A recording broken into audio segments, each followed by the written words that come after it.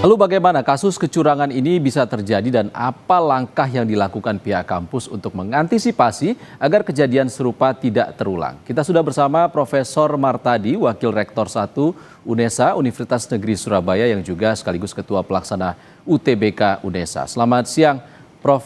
Martadi. Selamat siang, Mas Ihsan. Prof, UNESA Ya, kebobolan joki saat UTBK ini kronologinya seperti apa? ya, sebenarnya kita tidak disebut kebobolan, Mas, karena kita sudah tahu potensi kecurangan itu H-2, ya, H-2 berdasar hasil generate foto, ya, yang ditemukan kemiripan 95% antara salah satu peserta yang mendaftar tahun ini dengan tahun yang lalu. Jadi ada kemiripan foto. Lalu kita menunggu apakah pada hari H yang bersangkutan akan datang. Ternyata setelah kita cek di ruangan, pada hari H yang bersangkutan benar-benar datang gitu. Lalu kemudian panitia melakukan pengawasan yang lebih ketat, yang bersangkutan tetap kita biarkan untuk mengikuti proses ujian sampai selesai agar tidak menimbulkan kegaduhan. Lalu begitu sudah selesai, close, baru kemudian kita sudah menyiapkan menghubungi pihak kepolisian, menyiapkan tim keamanan, lalu yang bersangkutan kita bawa ke sekretariat untuk dilakukan investigasi lebih jauh. Ketika kita lakukan investigasi kepada yang bersangkutan, awalnya memang tidak mengaku, ya. Tetapi karena yang bersangkutan juga tidak dibekali identitas diri selain satu ijazah, ya, ijazah yang dipalsukan itu. Kemudian yang kedua, KTP dari anak yang dijokeni. Jadi memang tampaknya si joki ini betul-betul sudah dipersiapkan dokumen-dokumen yang dibawa itu hanya yang terkait dengan anak yang dijoki itu. Artinya sejauh ini hanya satu oknum joki, Pak, yang ditemukan, benar? Betul. Tapi menurut saya ini meskipun satu joki ini levelnya di atas sebelumnya, Mas. Karena biasanya kan joki itu hanya mereka memalsukan kartu UTBK-nya saja. Tapi ini berani memalsu ijazahnya, memalsu KTP-nya. Jadi betul-betul KTP yang dipalsukan itu persis dengan KTP aslinya, kemudian ijazahnya juga demikian.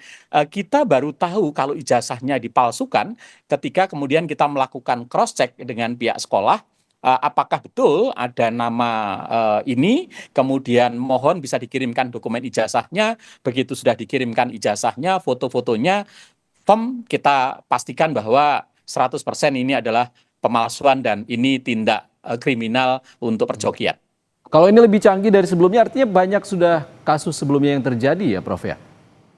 Ya, betul. Sebelumnya kan biasanya joki itu mereka hanya menggantikan yang diujikan atau dia juga ikut tes, tetapi yang ikut ujian juga ikut ujian. Lalu kemudian dia memasang alat tertentu. Tapi kalau ini kan enggak, mereka sudah by design dari awal, disiapkan KTP-nya, disiapkan ijazahnya, disiapkan kartunya, dan seterusnya. Hingga tampaknya ini cukup sistematik dan ketika kita lakukan penggalian secara lebih detail kepada yang bersangkutan, memang mereka mengaku bagian dari satu jaringan yang pernah menghubungi, lalu mereka direkrut, dan bukan hanya melakukan tahun ini. Tahun yang lalu yang bersangkutan juga sudah mengikuti tes.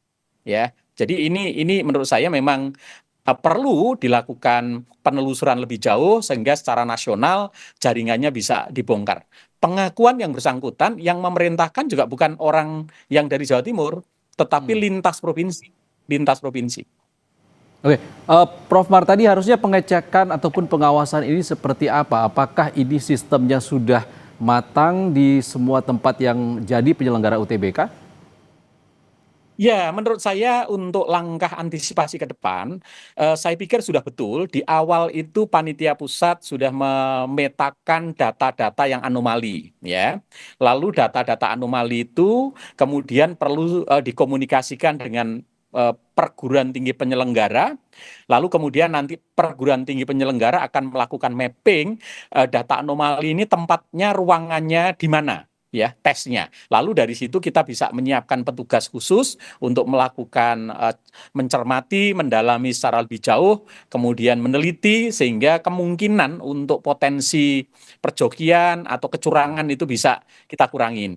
Juga yang kedua, kita perlu membandingkan, mengenerate ya data tahun ini dengan 3 tahun terakhir.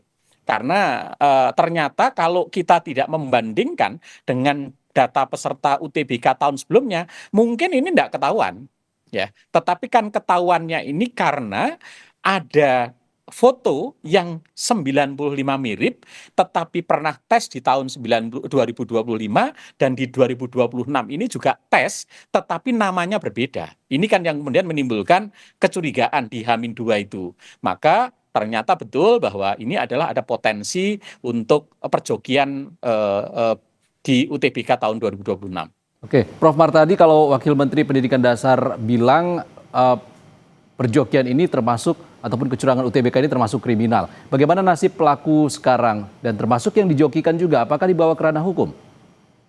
Ya, jadi kemarin setelah kita melakukan penelusuran dan akhirnya yang bersangkutan mengaku memang mereka menjadi joki, kemudian kita juga sudah mengundang pihak kepolisian, kemudian kita lakukan BAP, kemudian yang bersangkutan kemudian dibawa ke kantor kepolisian.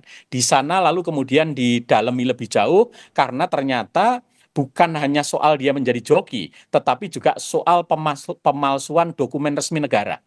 Ya, ijazah, KTP itu adalah dokumen resmi negara sehingga potensi dijerat lebih tinggi. Lalu kemudian yang dijoki bagaimana? Menurut saya nggak mungkin seseorang itu menjoki tanpa ada pesanan. Yang pemesan tentu adalah anak yang ingin masuk ke fakultas tertentu itu. Menurut saya mereka juga perlu harus dilakukan penelusuran lebih jauh. Kalau toh kemudian betul ketahuan itu adalah sebuah tindakan yang disengaja, maka minimal yang harus dilakukan yang bersangkutan harus gugur ya untuk tes ini, dan bukan hanya gugur, dia harus di blacklist untuk semua PTN di Indonesia, baik tahun ini maupun tahun berikutnya.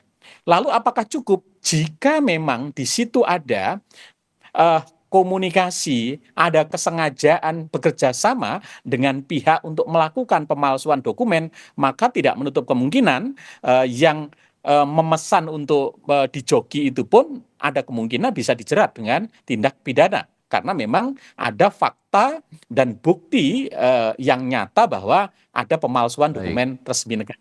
baik, perlu sanksi tegas. Terima kasih.